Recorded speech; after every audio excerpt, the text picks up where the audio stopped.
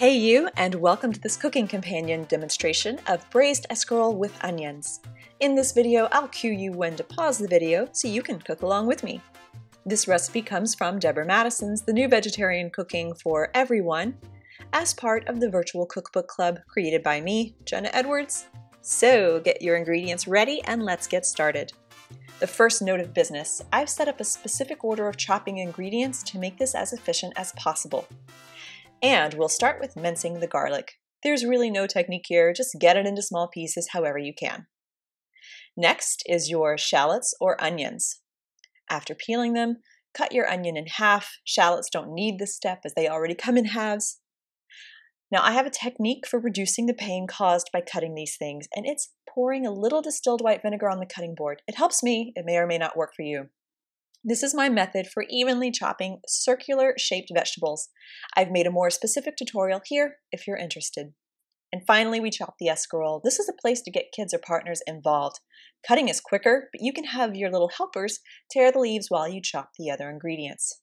If it's just you, using a knife is definitely quicker. Now, wash half your cut leaves. I recommend only doing half right now, and there's a specific reason for that, which I'll explain later. But blot some of the water off with a paper towel or lightly spin it in a salad spinner. Either way, leave some water on the leaves. This aids the braising process. It's time to pause the video.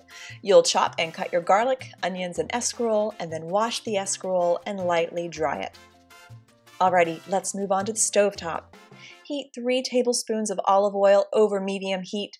I'm using 1 part olive oil and 2 parts grapeseed oil. All my olive oil is the nice stuff, so I don't want to cook with it. Now add in the onions. Mine have been sitting on a paper towel to reduce the moisture so the hot oil doesn't pop up when you put these in. But you'll let these cook only a couple minutes until they're limp. I let them go a tad too long, but browned onions and shallots are still super tasty, so I'm not too concerned about the overcoloring here. Also add the garlic and let it color, but don't let it get brown. That will affect the taste of the entire dish. Now start adding your cleaned escarole. The water on the leaves will react to the oil, so use caution here. Earlier, I said to only clean half the escarole, and here's why. You'll notice how the half I've put in takes up the skillet, so I'm going to let this wilt a little while I clean the other half of the escarole, so I have space for everything. Otherwise, it's a lot of leaves to put in the skillet at one time. So here, my first batch has reduced, and I've added more. And now, it's time to pause the video and start cooking. Once everything is in the skillet, cook for about 10 minutes or cook to the texture you like.